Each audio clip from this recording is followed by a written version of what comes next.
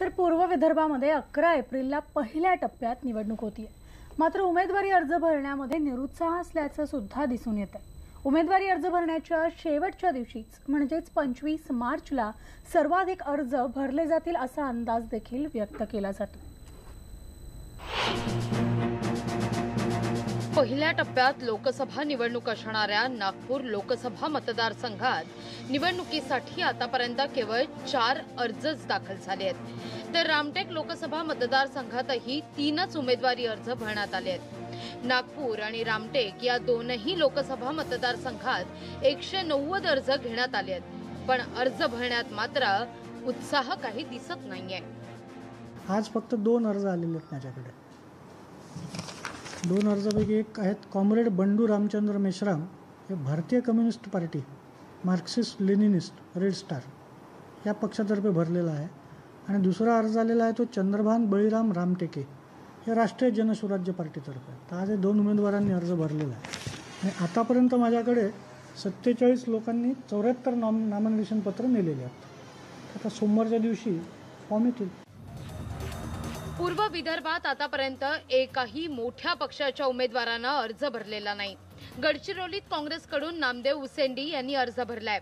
नागपूर लोकसभा मतदारसंघातून भाजपतर्फे नितीन गडकरी तर काँग्रेसच्या वतीनं नाना पटोले यांना उमेदवारी जाहीर झाली आहे. पण त्यांनी देखील अद्याप अर्ज भरलेला नाही. तर विदर्भ निर्माण महामंचचे उमेदवार ॲडव्होकेट सुरेश माने यांनी उमेदवारी अर्ज भरून शक्ती प्रदर्शन केलंय. यावेळेला नागपूर लोकसभा एक नवीन इतिहास घडवण्याच्या मार्गावर आहे. अजून वेळ आहे. बाकीच्यांचे उमेदवार अजून फायनल व्हायचे आहेत, त्यामुळे भविष्यवाणी करणं योग्य नाही. परंतु राजकारणामध्ये कोणी अपराजय नाही.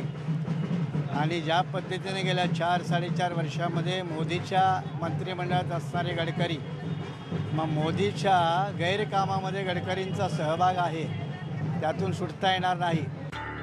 पूर्व विदर्भात उमेदवारी अर्ज दाखल करण्यास अगदी थोडाच अवधी शिल्लक राहिलाय.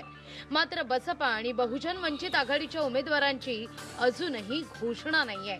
बंडखोरी टाळण्याकरता उमेदवारी जाहीर करण्याची रणनीती आखली असल्याचं स्पष्ट होत आहे. होळीनंतरचा काळ शुभ मानला जात असल्यामुळे काही उमेदवारांनी लोकसभेच्या निवडणुकीसाठी अद्यापपर्यंत अर्ज भरलेला नाहीये. आता शेवटचा फक्त एकच दिवस उरला आहे आणि त्या दिवशी अनेक उमेदवार अर्ज भरतील. नागपुरात या शेवटच्या दिवशी काँग्रेसकडून नाना पटोले आणि भाजपकडून नितीन गडकरी शक्ती प्रदर्शन करत अर्ज भरणार आहेत.